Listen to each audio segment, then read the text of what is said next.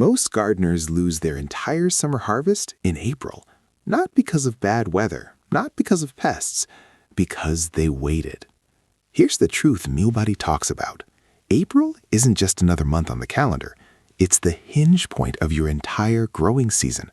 What goes into the ground this month determines what's on your table in July, August, and September when grocery prices are climbing and store shelves are full of produce that was picked too early and shipped too far. This video is not about planning. You've planned enough.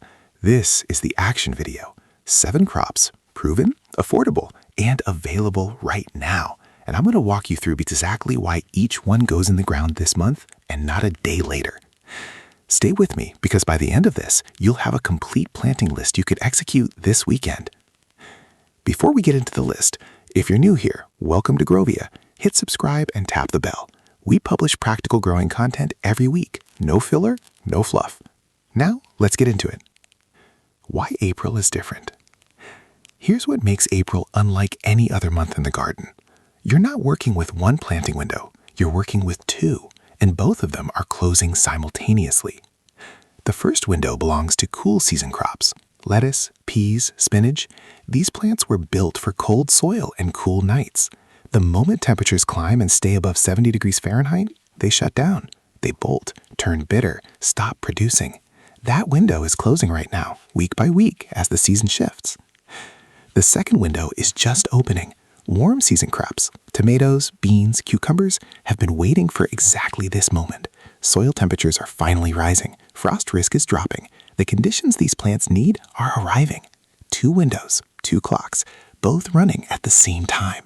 That's April. That's why it matters more than any other month. And that's exactly why this list is split the way it is. 5 cool season crops that need to go in before the heat ends them, and 2 warm season crops hitting the ground now for a summer harvest that actually delivers. Drop your growing zone in the comments right now. I want to see where the Growvia community is planting from this season. The 7 crops. Crop 1, peas. Peas lead this list because they have the least time remaining. Every single week you delay a pea planting in April is a week you're cutting from the productive end of your harvest. Peas stop setting pods when soil temperatures push consistently past 70 degrees Fahrenheit. In most zones, that happens in June. Plant now and you get the full window. Plant in May and you get a fraction of it. Here's the detail most gardening content skips entirely. Peas don't just tolerate cold soil, they perform better in it. A seed germinating in 45 degrees Fahrenheit soil is slower off the mark, yes, but the plant it produces is denser, more disease-resistant, and more productive over its life than one rushed into warm soil. Cold start, strong finish. That's not opinion, that's plant biology. What actually kills most first-time pea crops has nothing to do with temperature. It's the lack of support. Peas climb. It's not a preference, it's how they're structured. Tiny tendrils reach out and wrap around anything vertical. A pea plant left on the ground stays wet, develops disease quickly, and produces maybe a quarter of what a supported plant does. You don't need a trellis system. 4 wooden stakes with string run horizontally at 6-inch intervals is the entire setup. The peas find the string themselves. How to plant. Seeds go 1 inch deep, 2 inches apart. Water once after planting. Don't water again until the surface dries out. Germination takes 7 to 14 days depending on soil temp. Cooler soil means slower sprout, but they come.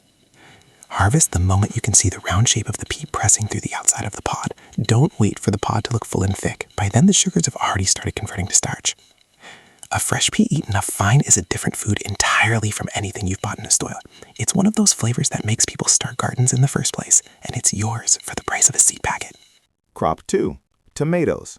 Tomatoes are the most planted vegetable in home gardens and the most mishandled in April. The mistake isn't planting them late. The mistake is planting them before the soil is ready because the weather looks warm enough. Tomatoes need soil temperature above 60 degrees Fahrenheit to establish properly. Under that threshold, the root system stalls. The plant sits. It doesn't die.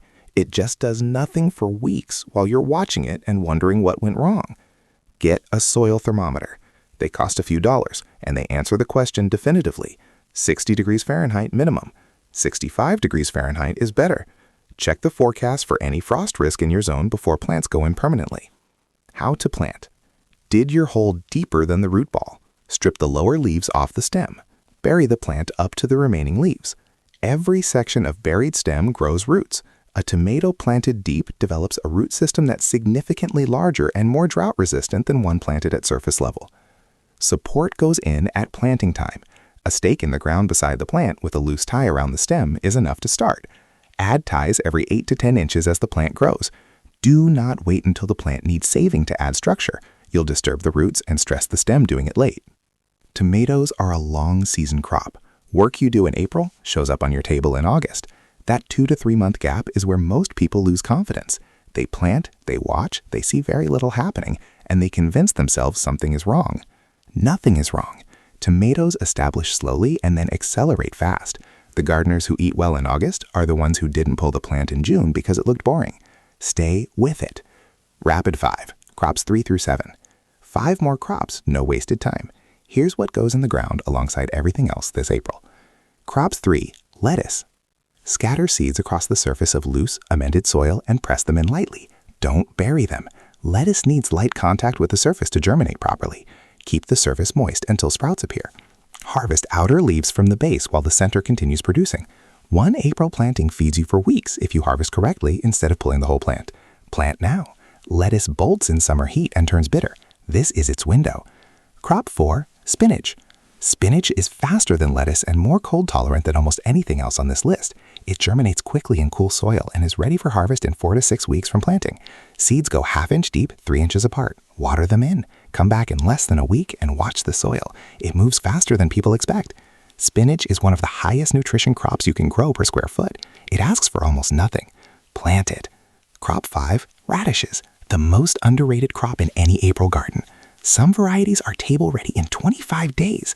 Plant them between slower growing crops to use every inch of space while you're waiting for everything else to develop. 1/2 inch deep, 2 inches apart. Water in. Come back in 3 weeks. Radishes aren't glamorous. They are fast, productive, and they make use of ground that would otherwise sit empty. In a productive garden, empty ground is wasted ground. Quick question. Have you grown radishes before? Drop a yes or no in the comments. I'm genuinely curious how many gardeners skip them. Crop 6, broccoli.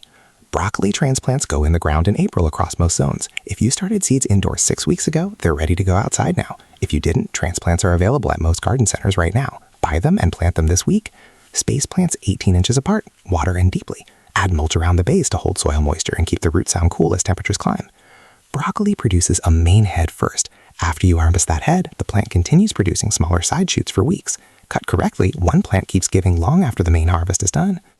Crop 7, carrots. Carrots close this list because they require the most preparation and the most patience, and they're worth both. Carrots need loose, deep, rock-free soil. Compacted ground or rocky soil produces forked, stunted roots. Loosen the soil at least 12 inches down before seeds go in. Remove rocks as you find them. Seeds go 1/4 inch deep, 2 inches apart. Keep the surface consistently moist through germination. In cool April soil, that can take up to 3 weeks. Don't give up and don't let the surface crest over and dry out during that window. A carrot grown in your own ground has a sweetness and texture that genuinely does not exist in anything from a grocery store. The patience is justified. All right, pause for a second. Which of these 7 crops are you planting first this weekend? Drop it in the comments below. And if you're watching this and you've been sitting on your garden plan for weeks, this is your signal. The window is open right now. It doesn't stay open. Like this video if it gave you something useful. It helps Growvia reach more people who are trying to grow their own food, and that matters. Here's the reality of food gardening. The people who eat well from their own garden in summer aren't the ones who had the best plan. They're the ones who acted in April when the window was open. Not in May when it felt more comfortable, not when everything was perfectly set up, and not when they finally felt ready. Ready is a feeling. Germination is a deadline. 7 crops, all available right now. All of them proven, all of them capable of feeding you through the hottest months of the year when everything at the store is expensive and picked too early. Go plant something this weekend. The ground is ready, the season is open, and you're not behind, but you will be if you wait another week.